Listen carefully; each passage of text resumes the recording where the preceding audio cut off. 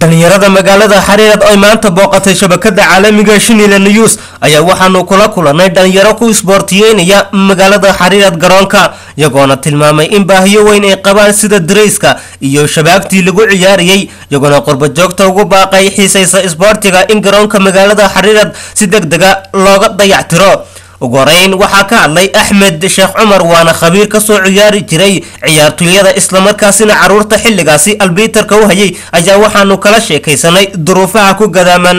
garoonka weyn ee magaalada Xariirad waxa dhalinyarada Xariirad dadka kamidana dadka xiiseeya isboortiga ayaa maanta halkan waxa ku ciyaaraya ciyaal dhalinyartii reer Xariirad soo kacaankii sanadkan oo ay soo jahayaan laba kooxood iyagoo kuuba u dhigaan dhalinyarada si joogta Xariirad iyo anigoo ka mid ah dhaba marka dadka kayaga dibadda ku maqan waxaan uga codsanayaa ciyaalka dayactir fara badan u baahan yihiin sida kubadaha oo kale diriisyada kabaha iyo in shabag loogu xiro garoonkana anagu dadkii hore ku ciyaaray 2006-7kii gacmaha ku sameeyay garoonka meel waxa ahayd dhir badan iyo qodax badan maanta waad arkaysaa in kulba sanad ka dambeeya waxaan ku darnaa in yar ama hagaajin imika wuxuu u baahan yahay in cagacag fara badan la hagaajiyo dayactir fara badan in dhalinyarada moraalkeega waxa magaalada waa dadka mustaqbalka magaalada sugayso marka waxaan u baahanahay dadkaas in tabarucaadka sanadadan la soo dirayo in dhalinyarta door fiican ay ka ciyaarsiiyaan xagga taageerada isboortiga xagga kubadaha oo kale xagga kabaha oo kale shabaga gaar ahaan garoonka xitaa laga hagaajiyo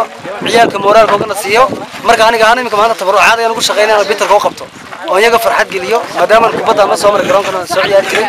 marka waxaan leeyahay inagoo mahadsan sanadka wax qabadka ugu badan in dhalinyarta la saaro si magaaladooda loo jeclaysiiyo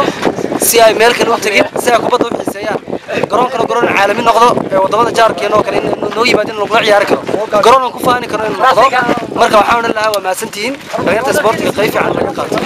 si kastaba ha ahaatee xilliyada xagaagii ayaa dhalinyarada magaalada Xariirad waxa loo qabtaa kubadda koobka xagaaga kuwaas ay ku kala kulmaan kooxo kala duwan Abdul Maxamed Cabdilaahi Shinile News magaalada Xariirad.